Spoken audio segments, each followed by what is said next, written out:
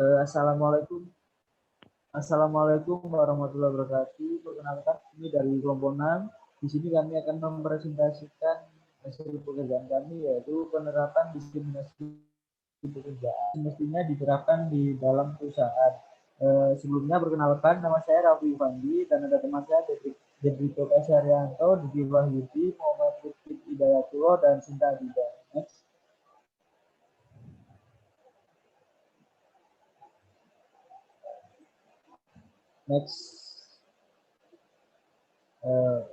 Baiklah, yang pertama itu ada pengertian diskriminasi. Diskriminasi menurut Eurofound tahun 2013 didefinisikan berbeda dari individu atau kelompok berdasarkan aspirasi sewenang-wenang atau memperoleh kriteria seperti jenis kelamin, ras, agama, usia perkawinan, atau status orang tua. Selain itu ada cacat, orientasi seksual, opini politik, latar belakang, sosial ekonomi, dan serikat pekerja, keanggotaan, dan kegiatan.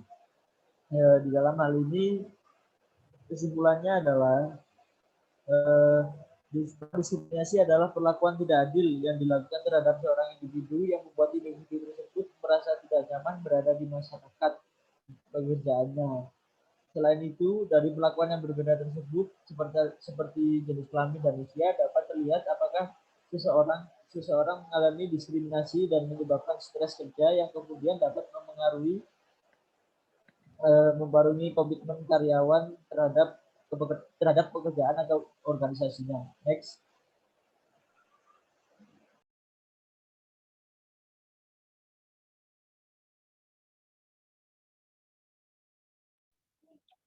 Selanjutnya ada ruang lingkup diskriminasi pekerjaan.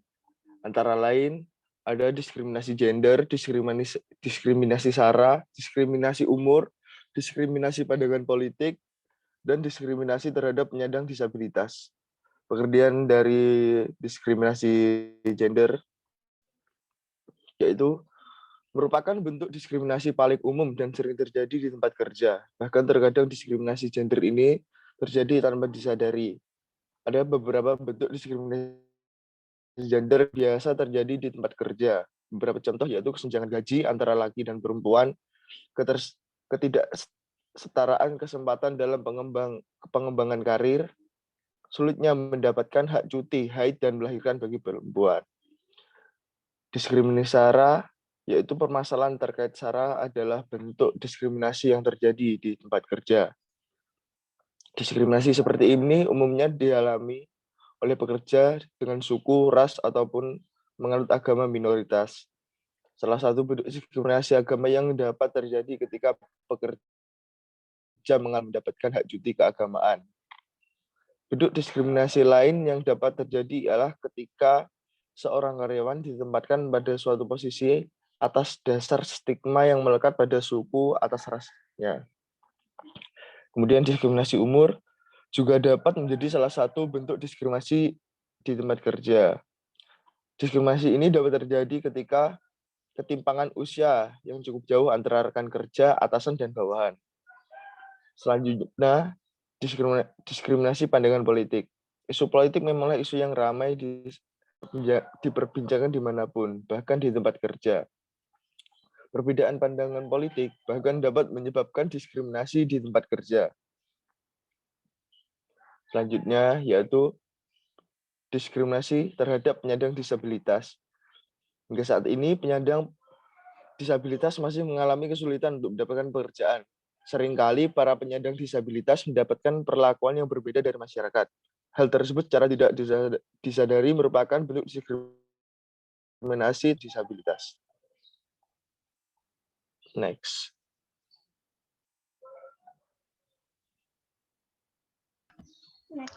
Lalu selanjutnya yaitu membina diskriminasi pekerjaan yang semestinya. Dalam ruang lingkup pekerjaan atau organisasi, sudah seharusnya dipastikan bahwa segala kebijakan dan praktik manajemen sumber daya manusia bebas dari diskriminasi. Hal tersebut membutuhkan sebuah pendekatan sistematis untuk mengelola kesetaraan di tempat kerja. Tindakan kebijakan sumber daya manusia, melatih staf yang bertanggung jawab atas perekrutan dan manajemen sumber daya manusia, dan memasukkan kesetaraan ke dalam budaya perusahaan, sebaiknya diambil sebagai bagian dari rencana aksi kesetaraan perusahaan yang terencana dan terstruktur dengan baik.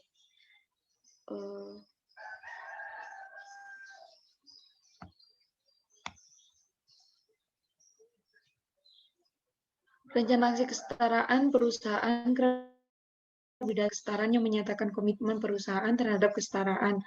Rencana aksi kesetaraan seringkali mencakup serangkaian kegiatan dan langkah tindakan afirmatif yang diimplementasikan mengikuti sebuah pendekatan bertahap mulai dari penilaian dan menentukan target dan langkah penerapan dan mengukur kemajuan yang dicapai. Next.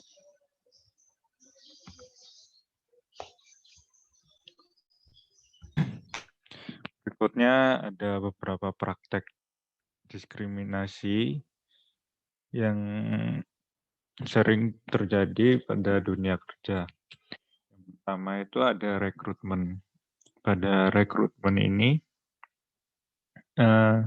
biasanya praktek ini terjadi apabila di perusahaan ini sudah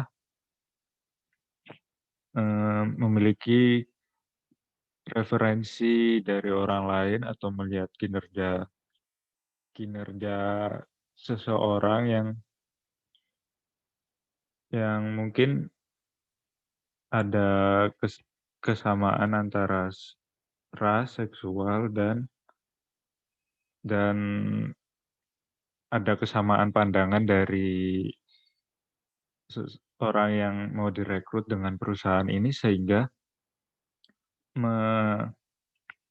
menutup kesempatan untuk para pekerja yang masih belum mendapatkan pekerjaan. Nah, yang kedua ada seleksi atau screening. Pada seleksi atau screening ini biasanya terjadi apabila orang yang mengikuti seleksi pekerjaan ini sudah memiliki orang dalam biasanya. Jadi ini menutup kesempatan bagi para peserta seleksi yang lain untuk mendapatkan pekerjaan. Yang kemudian kenaikan pangkat. Jadi pada praktek ini kenaikan pangkat, promosi, dan pemindahan dinas kerja itu biasanya dilakukan tidak melalui evaluasi dulu sehingga menutup kemungkinan untuk para pekerja yang memiliki kualitas lebih baik untuk mendapatkan kenaikan pangkat. Dan terakhir ada kondisi pekerjaan. Di sini prakteknya ini biasanya pembagian gaji yang tidak merata atau tidak adil pada pekerja yang memiliki pekerjaan yang sama karena ada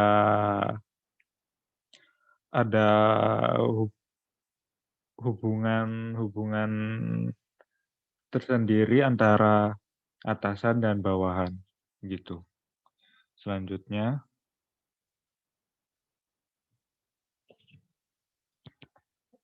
ada proses penegakan hukum diskriminasi. Jadi diskriminasi ini sudah diatur dalam Undang-Undang Nomor 13 Pasal 6 tentang Ketenagakerjaan. Isinya setiap pekerja berhak untuk mendapatkan perlakuan yang sama tanpa diskriminasi dan dari pemberi kerja. Nah,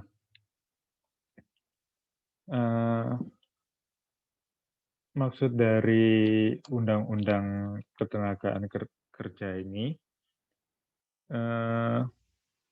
perlindungan terhadap tenaga kerja itu dimaksudkan untuk menjamin hak-hak dasar pekerja dan menjamin kesamaan kesempatan serta perlakuan tanpa diskriminasi, tanpa atas dasar apapun untuk mewujudkan kesejahteraan pekerja dan keluarganya dengan memperhatikan perkembangan kemajuan dunia usaha. Tetapi pada kenyataannya masih banyak terdapat kasus diskriminasi di tempat kerja, bahkan dilakukan beberapa kasus hal tersebut sudah menjadi kebiasaan dan banyak yang tidak menyadarinya.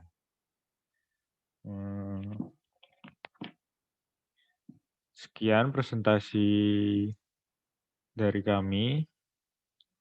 Apabila ada salah kata, mohon maaf. Dan terima kasih atas perhatiannya.